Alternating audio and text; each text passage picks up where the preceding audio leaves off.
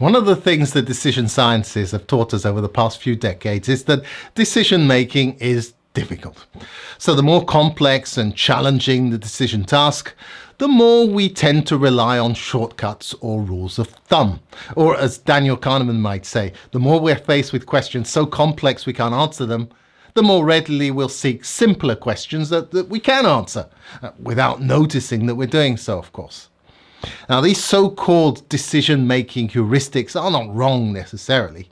And after all, they are a workaround that allow us to meet any limitations or constraints in our brain's information gathering and processing capacity. However, their objective is not primarily to get us to an optimal outcome. Rather, it's to simplify the task so that we can at least choose something. And that means that some of our most complex and important decisions in life, like which house to buy or whom to marry, might be biased because they've been oversimplified.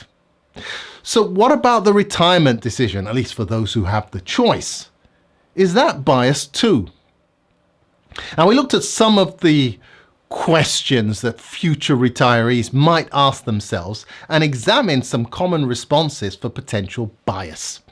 And our discoveries were quite surprising. So I want to share with you what we found so that advisors can help their clients to decide bias-free.